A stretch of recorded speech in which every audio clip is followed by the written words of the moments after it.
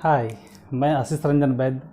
मैं आप सभी का फिर से स्वागत करता हूं अपने YouTube चैनल ARB गुरुकुल में, जिस चैनल में हम लोग अभी क्लास 10th का मैथ स्टार्ट किए हैं। ठीक है, और हम लोग पिछले वीडियो में हम लोग एक्सरसाइज 1.1 का 1, 2, 3 नंबर तक क्वेश्चन को सॉल्व कर लिया था। ठीक है, अब हम लोग क्वेश्चन नंबर 4 को सॉल्व करेंगे।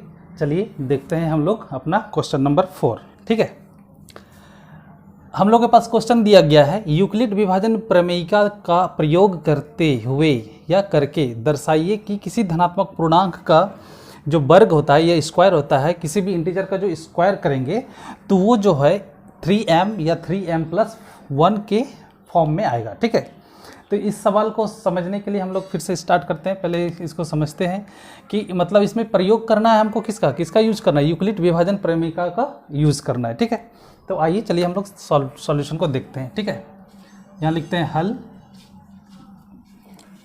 सबसे पहले हमको मानना पड़ेगा एक धनात्मक पूर्णांक। ठीक है, तो माना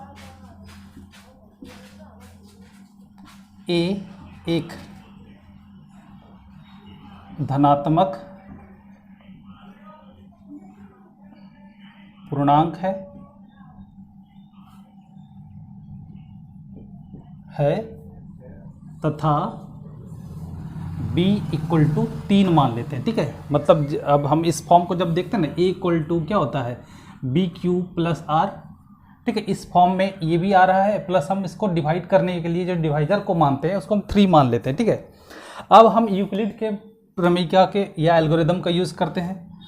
तो यूक्लिड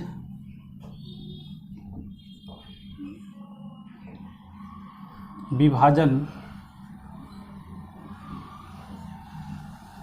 प्रमेयिका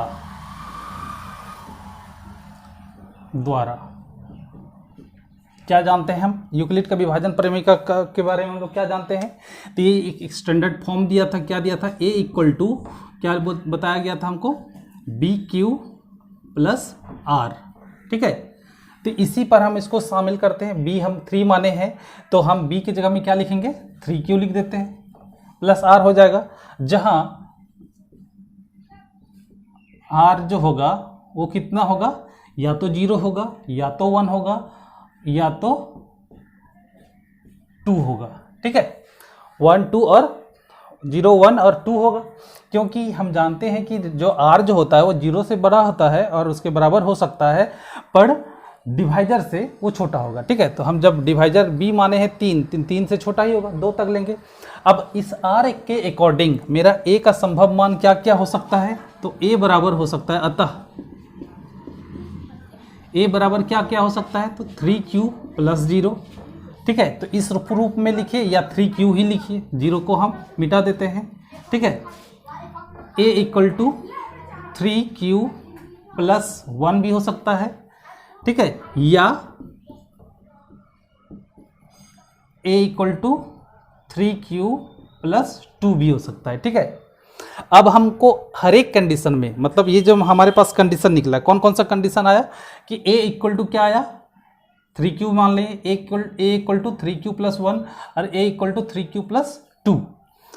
प्रत्येक अब कंडीशन को हम सॉल्व करके देखते हैं कि इसका जो स्क्वायर करते हैं तो 3m या 3m+1 के रूप में आता है या नहीं। ठीक है, तो सबसे पहले यदि r = 0 हो तो क्या होगा, r = 0 यदि होगा तो क्या होगा, तो a = क्या हो जाएगा, 3q + 0। अब इसका स्क्वायरिंग करने के लिए बोला गया है, तो a² = क्या होगा, 3q का होल स्क्वायर, 0 का स्क्वायर तो 0। ठीक है, तो a² = क्या हो जाएगा, 9q²। समझ में आया।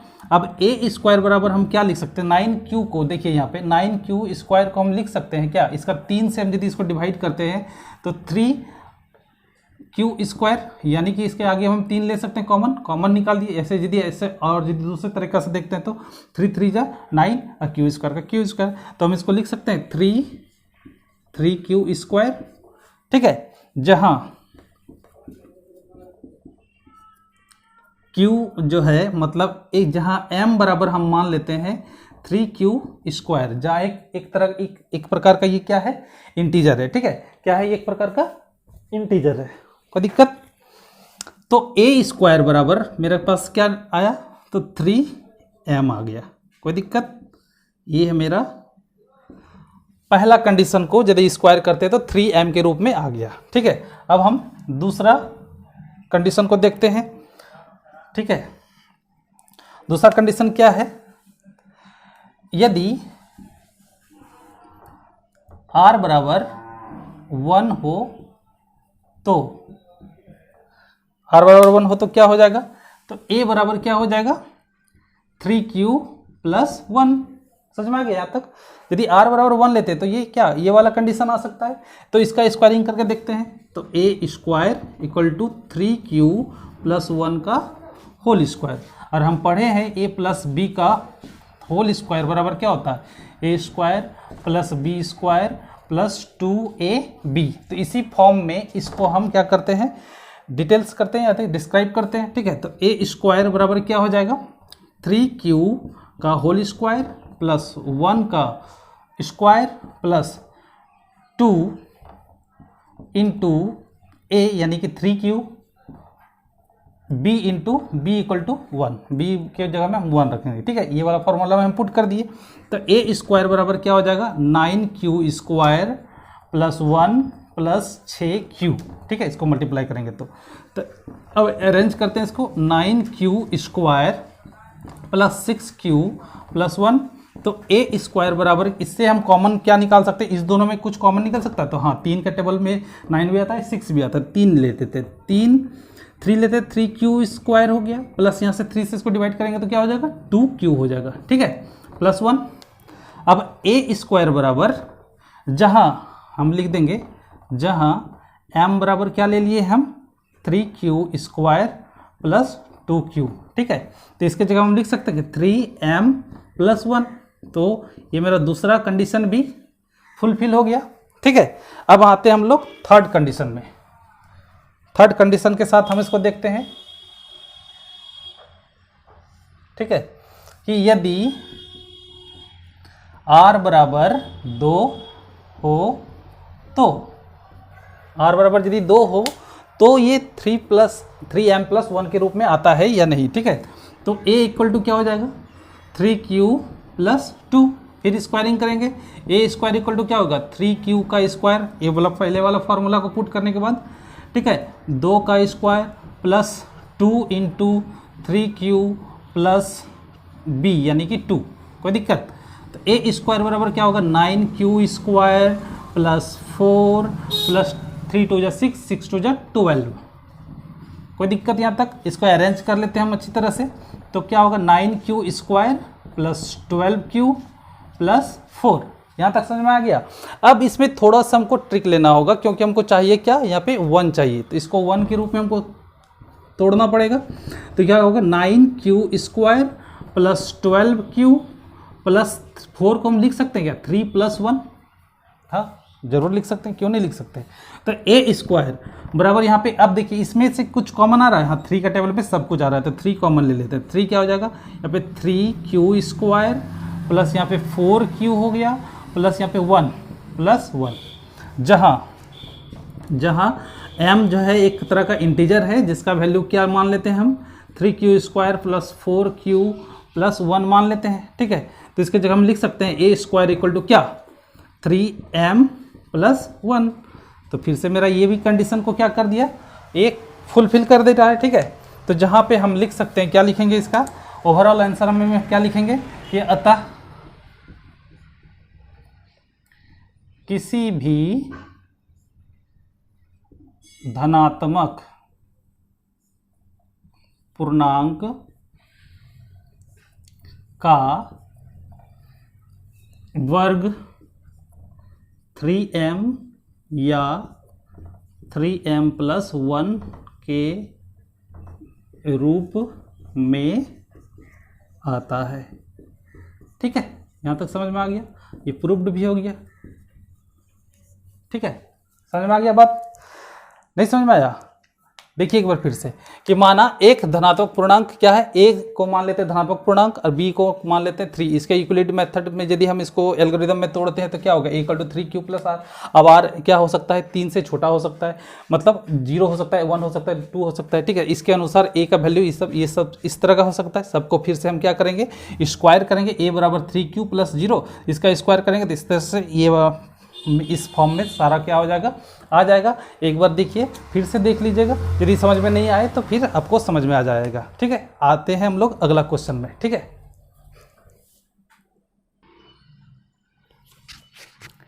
ठीक है, तो हम लोग अब आ जाते हैं 5वें नंबर क्वेश्चन पर, ठीक है। सेम क्वेश्चन है, 5वां नंबर क्वेश्चन जो है वो 4 नंबर क्वेश्चन के जैसा ही है। क्या बोला गया है इसमें, यूक्लिड विभाजन प्रमेयिका का प्रयोग करके दर्शाइए कि किसी धनात्मक पूर्णांक का घन, पहला 4 नंबर क्वेश्चन में क्या था, वर्ग था, उसका क्या था, स्क्वायर करना था। यहाँ पर क्या करना है, क्यूब करना है। तो क्यूब करने के बाद उसका जो वैल्यू है वो 9m या 9m+1 या 9m+8 के रूप में आता है, फॉर्म, मतलब ये एग्जैक्ट नहीं है, m यहाँ पे पूर्णांक कुछ भी हो सकता है, पर इसके फॉर्म में आ जाएगा, ठीक है। चलिए तो हम लोग देखते हैं इसका सॉल्यूशन, ठीक है। तो हल लिखते हैं हम लोग, उसी तरह हम लोग पहले मानेंगे, माना a एक धनात्मक पूर्णांक है। इंग्लिश में बोलेंगे तो let a be the positive integer and b = 3, और b = 3 मान लेते हैं, और b = 3 मान लेते हैं, ठीक है। मानने में क्या लगा है, मान लीजिए, ठीक है। तब यूक्लिड के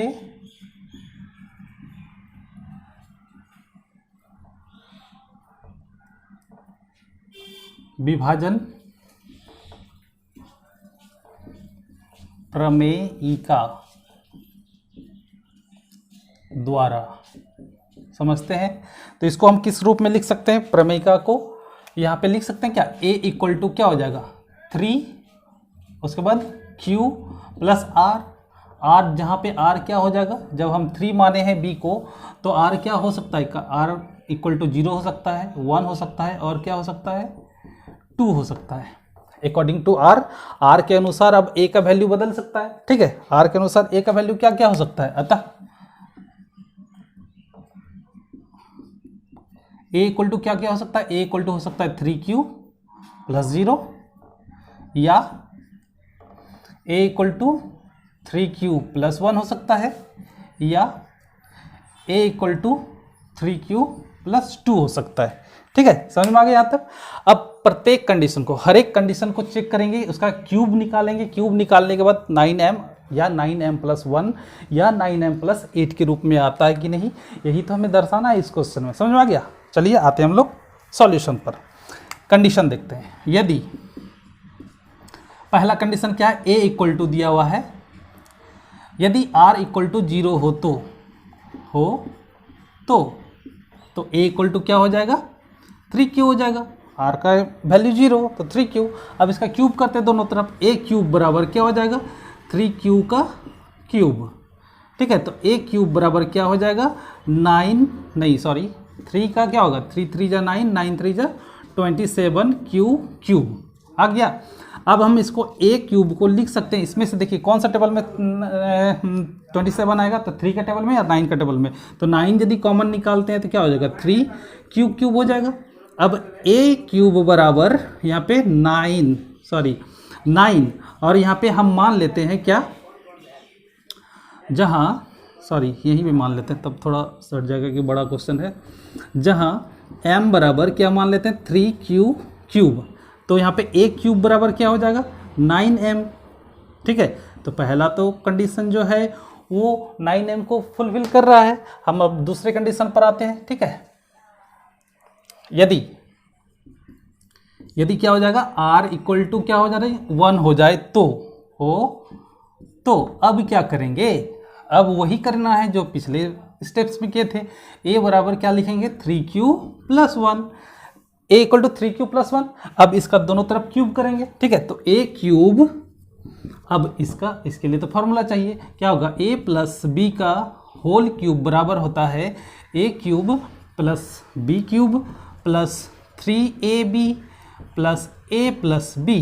ठीक है, ये फॉर्मूला होता है। इस फॉर्मूले पर इसको क्या करेंगे, पुट करेंगे, मतलब 3 क्यूब प्लस 1 का होल क्यूब, इसको इसमें डिस्क्राइब करेंगे। ठीक है, तो कैसे करेंगे, तो a क्यूब इक्वल टू हो जाएगा क्या, 3q का होल क्यूब प्लस 1 का whole cube plus 3 into 3q into 1 फिर 3q प्लस 1।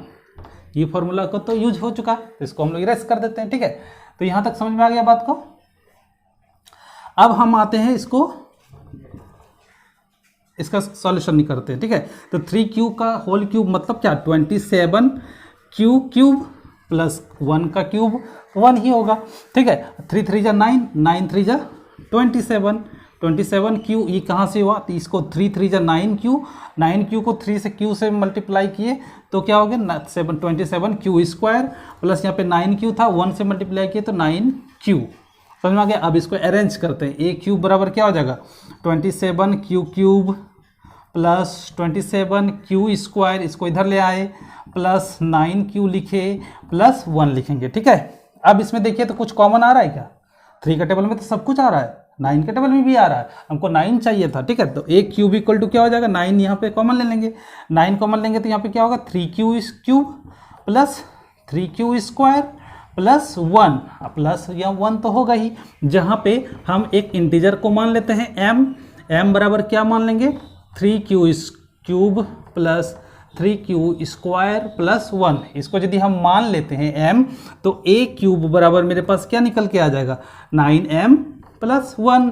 ठीक है, तो ये मेरा सेकेंड कंडीशन भी मेरा इसको फुलफिल कर दिया, क्या जो क्वेश्चन में पूछा जा रहा है। अब हम तीसरा कंडीशन में जाते हैं। ठीक है, समझ में आ गया, यहाँ तक नहीं समझ में आएगा तो फिर से एक बार देखिएगा वीडियो को। ठीक है, तो समझ में आ जाएगा, कुछ हार्ड नहीं है इसमें, सिर्फ सॉल्यूशन करते जाना है। ठीक है, यदि लेंगे, यदि r बराबर 2 हो तो अब क्या होगा, तो उसी तरह कुछ नहीं, क्या होगा, 3q प्लस 2। समझ में आ गया तक।